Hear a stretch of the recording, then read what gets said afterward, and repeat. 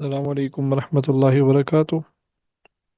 अच्छा, इससे पहले जहाँ पे हमने ये ख़त्म किया था, हम पहुँचे थे उस मुकाम पे जहाँ पे रसूलुल्लाह सल्लल्लाहु अलैहि वसल्लम पर पहली वही नाजिल हो चुकी थी।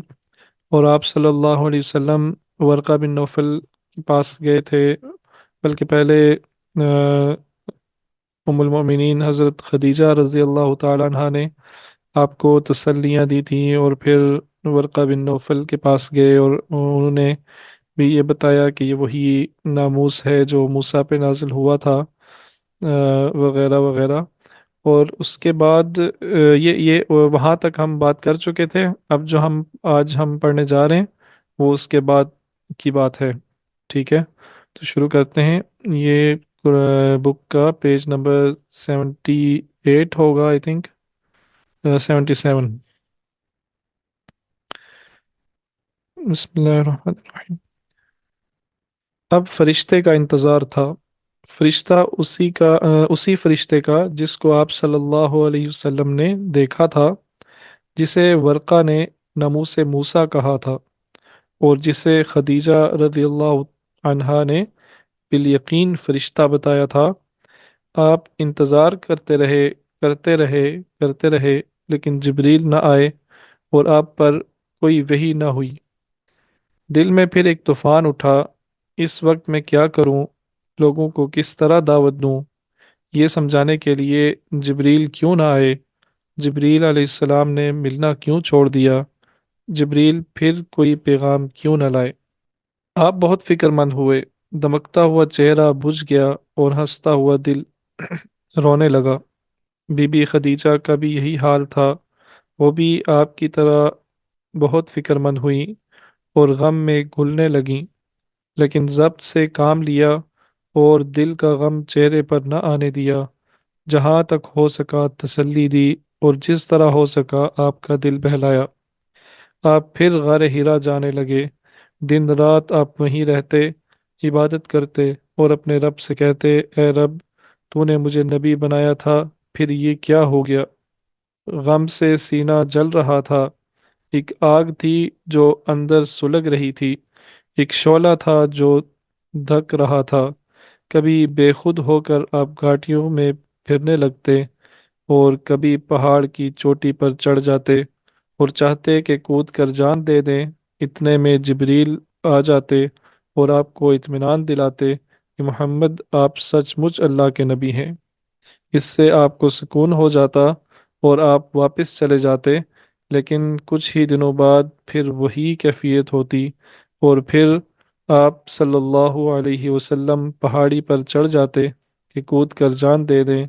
हज़रत जिब्रील फिर सामने आते और इसी तरह इत्मीनान दिलाते, और आप वापस चले जाते। आपके दिल पर कैसी चोट थी, रूह में कितनी चुभन थी, जहन पर कितना बोझ था, वही का रुक जाना कितना बड़ा अजाब था। शायद रब ने मुझे छोड़ दिया, ये ख्याल कितना चुभता हुआ निश्तर था। एक दिन कहीं से आप गुजर रहे थे कि यकायक आसमान से आवाज़ आई। सर उठाकर देखा तो वही फरिश्ता जो गारे हिरा में आया था, फिजा में एक कुर्सी पर बैठा था।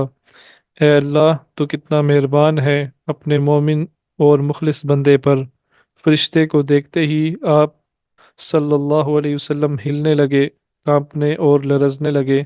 पहली बार भी आपका जिस्म कांप रहा था, हवा के पत्तों की तरह हिल रहा था। लेकिन क्या ये कांपना भी उसी तरह का था?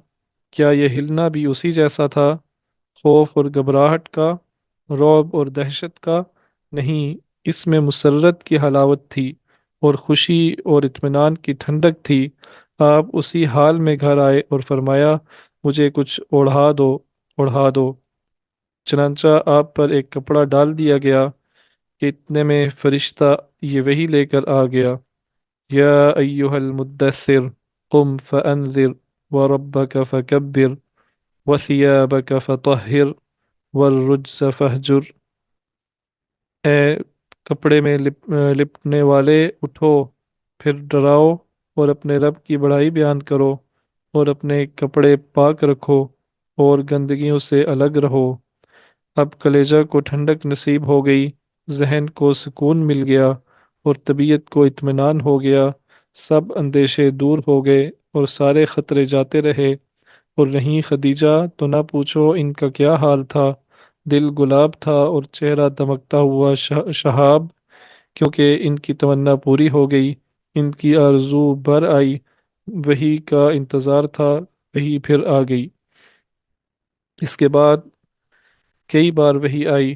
حضرت جبریل علیہ السلام آتے رہے اور رب کا پیغام سناتے رہے، لیکن خدا کا کرنا کچھ دنوں بعد پھر وہی رک گئی۔ ادھر دعوت کا سلسلہ شروع ہو چکا تھا اور کافروں کی طرف سے مخالفت بھی ہو رہی تھی۔ مخالفت کے لیے تنکے کا سہارا کافی تھا۔ وہی کا رک جانا تو خیر بہت بڑی بات تھی، چنانچہ انہوں نے اس موقع پر پورا فائدہ اٹھایا۔ بولے یہ تو خوب نبی ہیں، تو 4 دن آسمان سے بات چیت رہی، جبریل کا آنا جانا رہا اور پھر غائب۔ کلام کلام پیام سب بند۔ تو بھائی محمد، معلوم ہوتا ہے کہ تمہارا رب تم سے روٹھ گیا، اسی لیے اتنے دنوں منہ نہیں لگایا۔ وہی کا رک جانا تو آپ صلی اللہ علیہ وسلم پر یوں ہی بار ہوتا، اور پھر کافروں کا طعنہ تبع نازک پر تیر کا کام کرتا۔ چنانچہ آپ سخت بے چین ہوئے، لیکن زیادہ دن نہ ہوئے کہ جبریل علیہ السلام پھر وہی لے کر آ گئے۔ والضحى والليل إذا سجى ما ودعك ربك وما قلى وللآخرة خير لك من الأولى ولسوف يعطيك ربك فترضى ألم يجدك يتيما فآوى ووجدك ضالا فهدى ووجدك عائلا فأغنى فأما اليتيم فلا تقهر وأما السائل فلا تنهر وَأَمَّا بِنِعْمَةِ رَبِّكَ فَحَدِّثْ۔ گواہ ہے سورج کی روشنی اور رات کی تاریکی جب وہ چھا جائے، جب کہ رب نے نہ آپ کو چھوڑا ہے اور نہ وہ آپ سے ناخوش ہے، اور آپ کے لیے انجام ابتدا سے بہتر ہے، اور آپ جلد ہی جلد ہی آپ کا رب آپ کو دے گا اور آپ خوش ہو جائیں گے۔ کیا ایسا نہیں کہ اس نے آپ کو یتیم پایا تو ٹھکانہ دیا، اور بے خبر پایا تو سیدھی راہ سجائی، اور آپ کا محتاج پایا تو مالدار کر دیا؟ تو آپ صلی اللہ علیہ وسلم بھی کسی یتیم کے ساتھ سختی نہ کریں اور نہ کسی سائل کو جھڑکیں، اور اپنے رب کی نعمتوں کا چرچا کرتے رہیں۔ اللہ اللہ، خدا خدا آپ سے ناراض نہیں ہوا، نہ خوش ہو کر آپ کو چھوڑ نہیں دیا، بلکہ رحمتوں سے ڈھانپ لیا اور نعمتوں سے نہال کر دیا۔ اب وہی برابر آنے لگی۔ آپ کے پاس حضرت جبریل آتے، آپ کو اللہ کی آیتیں سناتے اور بتاتے کہ کیا کریں اور کس طرح کریں۔ حضرت جبریل نے آپ کو یہ بھی بتایا کہ کس طرح وضو کریں اور کس طرح نماز پڑھیں۔ ایک دن آپ مکہ کے بالائی علاقے میں تھے، حضرت جبریل آئے، انہوں نے آپ کے سامنے وضو کیا اور بتایا کہ جب نماز پڑھنی ہو تو اس طرح پاک ہوں۔ پھر آپ نے بھی اسی طرح وضو کیا۔ پھر حضرت جبریل کھڑے ہوئے اور آپ کو نماز پڑھ کر دکھائی، آپ نے بھی انہی کی طرح نماز پڑھی۔ اس کے بعد حضرت جبریل چلے گئے۔ اب اب آپ صلی اللہ علیہ وسلم خدیجہ رضی اللہ عنہا کے پاس آئے اور ان کے سامنے وضو کیا، پھر فرمایا نماز پڑھنے کے لیے پاک ہونے کا یہی طریقہ ہے۔ چنانچہ بی بی خدیجہ نے بھی اسی طرح وضو کیا، پھر آپ نماز کے لیے کھڑے ہو گئے۔ بی بی خدیجہ نے آپ کے پیچھے نماز پڑھی۔ علی رضی اللہ عنہ آپ کے ہی زیر پرورش تھے اور آپ ہی کے ساتھ رہتے بھی تھے۔ انہوں نے آپ کو نماز پڑھتے دیکھا، بی بی خدیجہ کو بھی دیکھا۔ انہوں نے دیکھا آپ دونوں رکوع اور سجدے کر رہے ہیں، پیاری پیاری آیتیں پڑھ رہے ہیں، ان آیتوں میں اچھی اچھی باتیں ہیں، پیاری پیاری باتیں ہیں۔ علی تعجب سے یہ دیکھتے رہے، ان کو پیارے نبی سے بہت محبت تھی، آپ کی ہر ادا انہیں محبوب تھی، آپ کی ہر بات انہیں دل و جان سے عزیز تھی۔ وہ آپ ہی کو دیکھ کر ہر کام کرتے اور آپ جو کہتے بے تکلف وہ مان لیتے۔ لیکن آج میں پہلی بار دیکھ رہا ہوں، اور کبھی تو آپ اس طرح سجدہ نہ کرتے تھے۔ اتنی پیاری پیاری آیتیں بھی میں نے آج ہی سنی۔ علی گہری سوچ میں پڑ گئے۔ پھر آپ نماز سے فارغ ہوئے تو انہوں نے پوچھا، یہ کیا ہے؟ آپ نے فرمایا، یہ اللہ کا دین ہے، اسی دین پر چلنے کا اللہ نے حکم دیا ہے۔ اللہ کے جتنے رسول آئے سب یہی دین دے کر آئے۔ علی کو بہت تعجب ہوا۔ انہوں نے پوچھا، یہ رکوع اور سجدے کیسے؟ آپ نے فرمایا، اللہ نے مجھے نبی بنایا ہے، مجھ پر اپنا کلام اتارا ہے تاکہ میں لوگوں کو اچھی اچھی باتیں بتاؤں۔ لوگ بھٹک رہے ہیں، ان کو سیدھی راہ دکھاؤں اور ان کو اللہ کی عبادت پر ابھاروں۔ یہ رکوع اور سجدے ہم اسی اللہ کو کرتے ہیں۔ علی رضی اللہ عنہ نے کہا، یہ تو بڑی اچھی چیز ہے۔ تو کیا جس پر آپ ایمان لائے ہیں میں بھی لا سکتا ہوں؟ کیا آپ کی طرح میں بھی عبادت کر سکتا ہوں؟ کیا آپ کے ساتھ میں بھی نماز پڑھ سکتا ہوں؟ آپ نے فرمایا، ہاں پیارے بھائی، اللہ ایک ہے، اس کا کوئی شریک نہیں، اور وہی عبادت کے لائق ہے۔ تم بھی اسی کی عبادت کرو اور لات اور عزا کو چھوڑ دو، جتنے بت ہیں وہ سب چھوڑ دو۔ علی نے کہا، اچھا، ذرا میں اپنے باپ سے بھی پوچھ لوں۔ علی رات بھر علی کو نیند نہ آئی، وہ جاگتے رہے اور آپ سے جو کچھ سنا تھا یا جو کچھ کرتے دیکھا تھا سب پر غور کرتے رہے۔ پھر صبح ہوئی تو بولے، میں آپ پر ایمان لاتا ہوں اور آپ کی پیروی کا عہد کرتا ہوں۔ مجھے باپ سے پوچھنے کی کوئی ضرورت نہیں، بتائیے میں کس طرح رکوع کروں، کس طرح سجدہ کروں اور کس طرح اللہ کا کلام پڑھوں۔ آپ نے اسی وقت نماز سکھا دی اور جو آیتیں نازل ہو چکی تھیں وہ بھی یاد کرا دیں۔ اب جب آپ اب جب بھی آپ نماز پڑھتے علی بھی ضرور ساتھ ہوتے۔ علی اور زید ایک ساتھ ہی رہتے تھے، بھلا وہ علی سے پیچھے رہنے والے کب تھے؟ وہ بھی ایمان لے آئے اور شوق سے دین کی باتیں سیکھنے لگے۔ اس طرح آپ پر سب سے پہلے بی بی خدیجہ ایمان لائیں، پھر علی اور زید مسلمان ہوئے اور مرتے دم تک آپ سے چمٹے رہے۔ ان کا ان کا آپ کا جب سے ساتھ ہوا، انہوں نے آپ کو بہت بڑا انسان پایا، آپ کو حد درجہ شریف اور نیک دل پایا، تو نہ جانے کیا کیا پایا۔ یہی وجہ ہے کہ ان کو آپ صلی اللہ علیہ وسلم سے بے پناہ محبت ہو گئی اور آپ کی رفاقت ان کے لیے آرام جاں بن گئی۔ یوں سمجھنا چاہیے کہ وہ دونوں دعوت اسلام سے پہلے ہی مسلمان تھے۔ اس کے بعد ابو بکر ایمان لائے۔ ابو بکر رضی اللہ تعالیٰ عنہ یہ ابو قحافہ تیمی کے بیٹے تھے اور آپ صلی اللہ علیہ وسلم کے گہرے دوست تھے۔ آپ کی سچائی اور پاک بازی سے بہت متاثر تھے، اسی لیے بہت محبت کرتے، بے انتہا ادب اور احترام کرتے، اور آپ کی صحبت کو غیر معمولی نعمت سمجھتے۔ دل کو دل سے راہ ہوتی ہے، آپ صلی اللہ علیہ وسلم بھی ان سے بڑی محبت کرتے اور بہت ہی پیار اور خلوص سے ملتے۔ آپ نے جو ہی انہیں اسلام کی دعوت دی اور قرآن پاک کی چند آیتیں سنائیں، انہوں نے آبائی دین کو ہاتھوں سے سلام کیا اور کلمہ پڑھ کر ایمان لے آئے۔ آپ صلی اللہ علیہ وسلم نے اسلام کی دعوت دی اور دین کی خوبیاں بیان کیں تو ان کی زبان سے بے ساختہ یہ الفاظ نکلے جو انتہائی اخلاص و عقیدت کا نمونہ تھے۔ صدقت بأبی وأنت وأمی وأهل الصدق أنت، أنا أشهد أن لا إله إلا الله وأنك رسول الله صلی اللہ علیہ وسلم۔ میرے ماں باپ آپ پر قربان، آپ نے سچ فرمایا اور سچ بولنا آپ کا کام ہے۔ میں گواہی دیتا ہوں کہ اللہ کے سوا کوئی معبود نہیں اور آپ اللہ کے رسول ہیں۔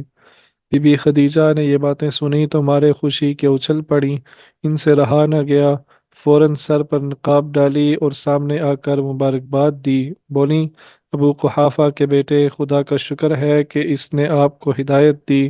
ابو بکر اسلام لائے تو آپ کو بڑا سہارا ملا اور کام کے لیے کچھ میدان بھی ہموار ہو گیا۔ ابو بکر بہت رحم دل اور نرم مزاج تھے، ساری قوم ان کی عزت کرتی اور چھوٹے بڑے سب کا احترام کرتے۔ सब इनका एहतराम करते। वो कुरैश के सब से ऊंचे घराने से थे। वहाँ के भले बुरे सब इनकी निगाहों में थे। तिजारत इनका पेशा था। इसमें बड़ी बरकत हुई। अल्लाह ने खूब दौलत दी। दौलत के साथ दिल भी दिया। माल आता रहता, वो भी दिल खोल कर खर्च करते रहते।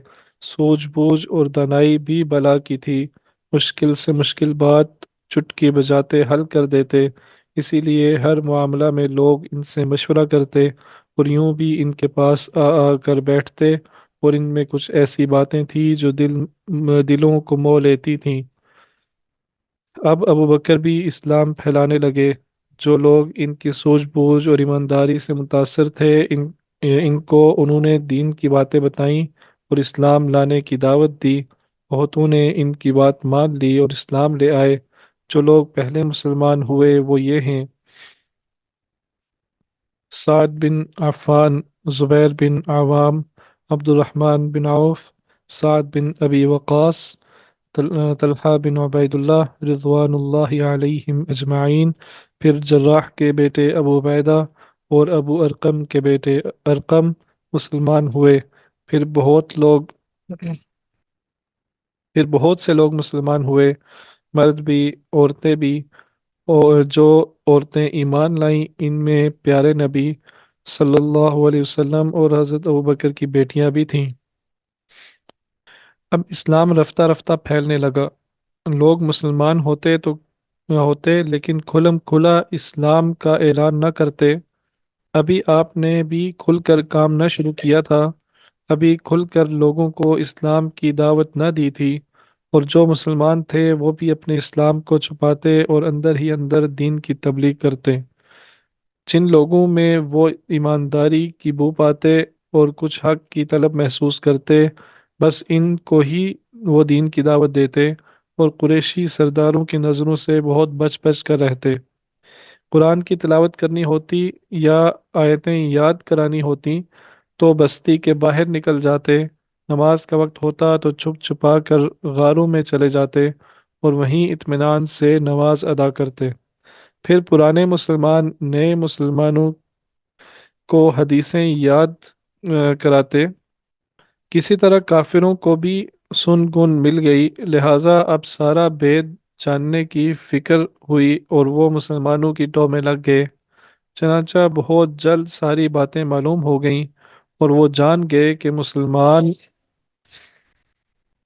गारों में जा जाकर नमाजें पढ़ते और बाहम कोई नया दीन सीखते सिखाते हैं।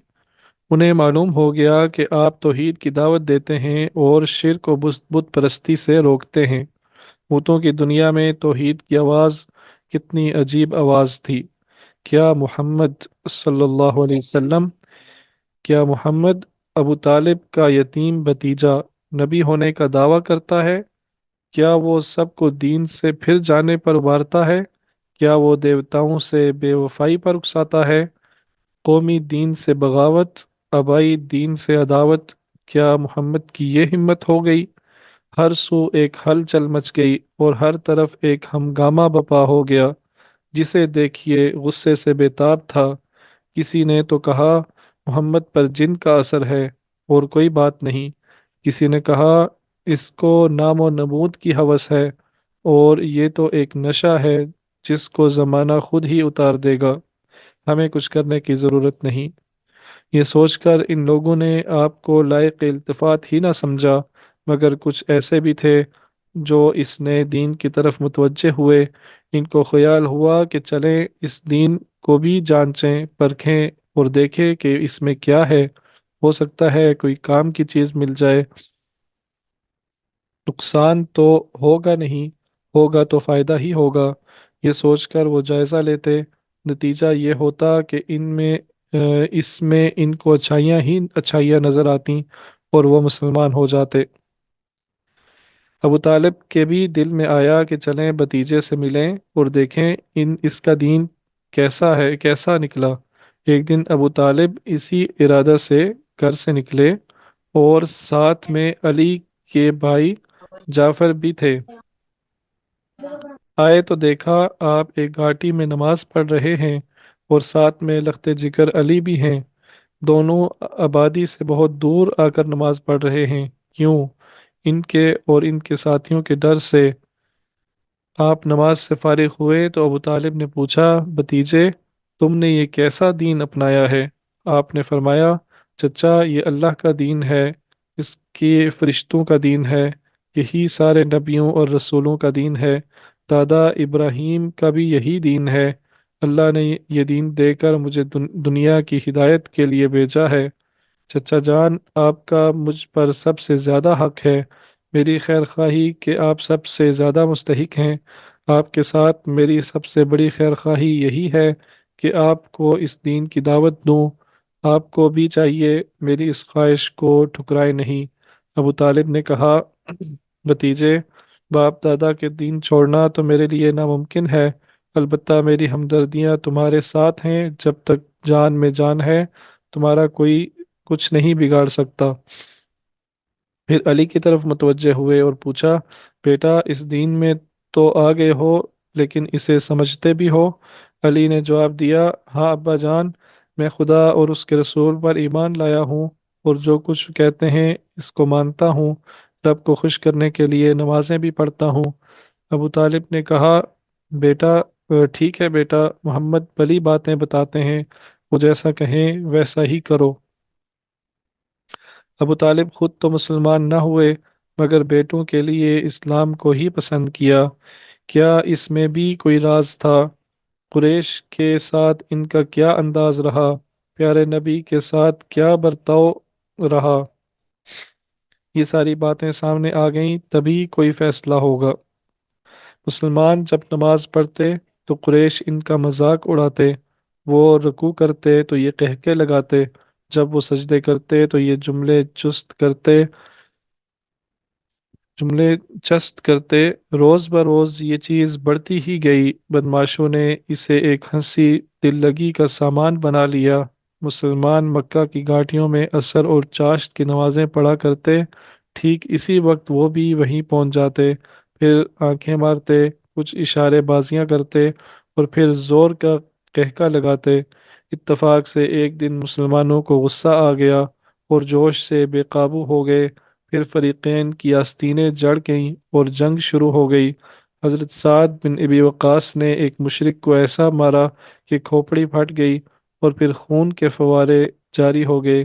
یہ پہلا خون تھا جو عرب میں اسلام کے لیے بہا۔ جتنا ہو سکتا پیارے نبی مشرکوں سے دور رہتے تاکہ مسلمان ان کی شرارتوں سے محفوظ رہیں۔ چنانچہ قرآن سنانا ہوتا یا کوئی نئی وحی ہوتی تو آپ سب کو دار ارقم میں لے کر چلے جاتے۔ آپ کو نبی ہوئے 3 سال ہو گئے، اب ہر ایک جان گیا کہ آپ ایک نئے دین کی دعوت دیتے ہیں، اور سب کو معلوم ہو گیا کہ آپ زور پکڑ گئے ہیں اور ساتھی کافی بڑھ گئے ہیں۔ چنانچہ اب اللہ کا حکم ہوا کہ آپ کھلم کھلا دعوت دیں، اور جو کام اب تک چھپ کر کر رہے تھے اب اعلانیہ کریں۔ فاصدع بما تؤمر وأعرض عن المشرکین۔ آپ صلی اللہ علیہ وسلم کو جو حکم ملے کیے جائیں اور مشرکوں کے چکر میں نہ پڑیں۔ جی، یہاں تک ہی آج ہم پڑھتے ہیں، اور آپ کا کوئی کویسچن ہو تو آپ پوچھ سکتے ہیں، یا کوئی اور ڈسکشن کرنی ہو اس حوالے سے تو آپ کر سکتے ہیں۔ جی چلیں، ٹھیک ہے، انشاءاللہ اگلا ٹاپک ہم نیکسٹ پڑھیں گے سنڈے کو انشاءاللہ، اور وہ ٹاپک ہے اعلانیہ دعوت، اور اس میں یہ سارے ٹاپکس آئیں گے جس میں ریس کی طرف سے جو پھر سختیاں کی گئیں، جو مقابلہ کیا گیا اور اذیتیں دی گئیں نبی کریم صلی اللہ علیہ وسلم کو اور آپ پر ایمان لانے والوں کو، ان سب چیزوں کا ذکر اگلے باب میں ہوگا، جس کا مطالعہ انشاءاللہ ہم اگلے ویکینڈ پہ کریں گے۔